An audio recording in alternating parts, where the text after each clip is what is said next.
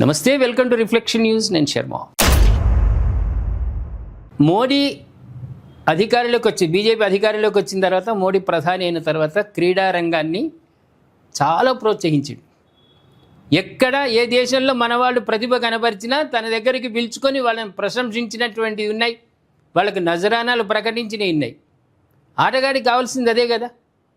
అభిమానులు ఎట్లయినా అభిమానిస్తారు, కానీ ఒక దేశానికే ప్రధాని ఆయన మెచ్చుకోవడం వల్ల, ఆయన ఇచ్చేటువంటి నజరానాల వల్ల వాళ్ళలో ఉత్సాహం పెరుగుతుంది. ఇంకా మున్ముందు గొప్పగా ఆడాలి, దేశానికి కీర్తి ప్రతిష్టలు తేవాలి అన్న ఆలోచన వస్తుంది. అందులో మొన్న T20 వరల్డ్ కప్లో నిజమైన ఆటగాడు సంజు శాంసన్ చూసి నేర్చుకోండి అని ప్రధానమంత్రి అన్నాడు. T20 వాళ్ళని కూడా పిలుచుకున్నాడు, వాళ్ళని అభినందించిండు, వాళ్ళతో మాట్లాడిండు. అది చాలదా ఒక ఆటగాడికి? నజరానా పక్కకు పెట్టుండి ఒక దేశ ప్రధాని పిలుచుకొని మాట్లాడింటంటే అదొక ఆనందమే కదా.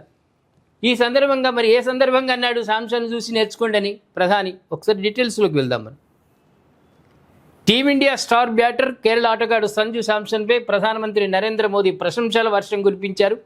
ఇటీవల ముగిసిన T20 ప్రపంచ కప్లో శాంసన్ కనబరిచిన అద్భుతమైన ఆట తీరును ఆయన కొనియాడారు.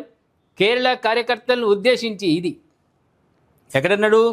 కేరళలో అన్నాడు.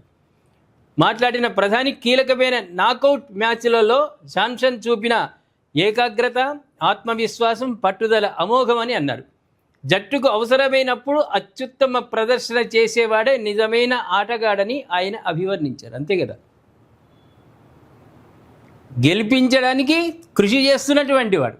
ఓపెనర్ను పక్కకు పెట్టుండి లాస్ట్లో వస్తాడు చూడు, 2 బాళ్ళు 6 రన్లు అన్న టైంలో ఆ రన్స్ చేసిన వాడే ధీరుడు, 2 బాళ్ళలో 6 కొట్టిన వాడే ధీరుడు. అట్లా శాంసన్ కూడా విజయానికి దోహదకారిగా నిలిచిండు, నాట్అవుట్గా నిలిచాడు. అందులో ఏకాగ్రత కనిపిస్తున్నది. అవుట్ కాకుండా ప్రతి బాల్ను ఆయన 4లు 6లు కొట్టడం ఒక రకమైన ఆట. అందరికీ కూడా ఆశ్చర్యం, ఆనందంగా మారినటువంటిది. కీలకమైన పాత్ర పోషించింది కాబట్టి అక్కడ ఉన్న కార్యకర్తలకు, బీజేపీ కార్యకర్తలకు ఆయన సూచించిండు. మనం అంటంగా జనరల్గా ఒక పిల్లవాడు హుషారుగా ఉంటే, మన పిల్లవాడు కొంచెం డల్గా ఉంటే ఏమంటారు? వాడిని చూసి నేర్చుకోవాలి అంటాం. ఆ విధంగా శాంసన్ చూసి ఆయన కూడా కేరళ వాడే, కేరళకు సంబంధించినటువంటి ఆటగాడే కాబట్టి అక్కడ ఆ కార్యకర్తలకు ఇప్పుడు ఆయన చూసి నేర్చుకోండి రా.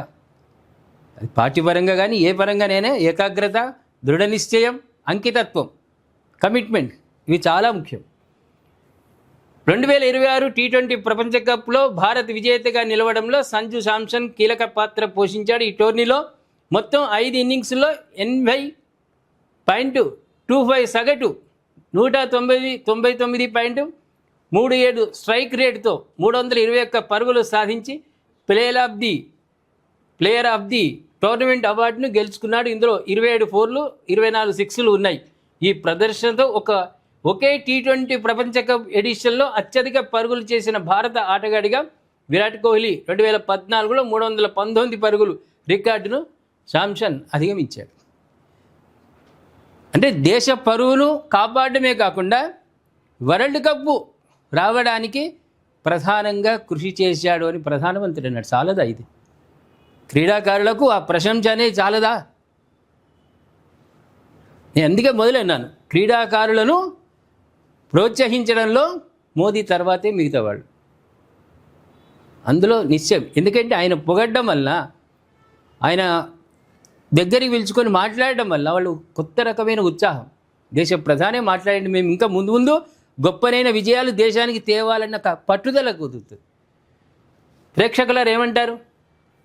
మోదీజీ కేరళ కార్యకర్తలను ఉద్దేశించి మాట్లాడిండు. క్రికెటర్ శాంసన్ గురించి మాట్లాడుతూ ఆయనను ఒక ఆదర్శంగా తీసుకోండి. దీని గురించి మీ అభిప్రాయాన్ని కామెంట్ రూపంలో తెలియజేయండి. సబ్స్క్రైబ్ చేసుకోండి, షేర్ చేయండి.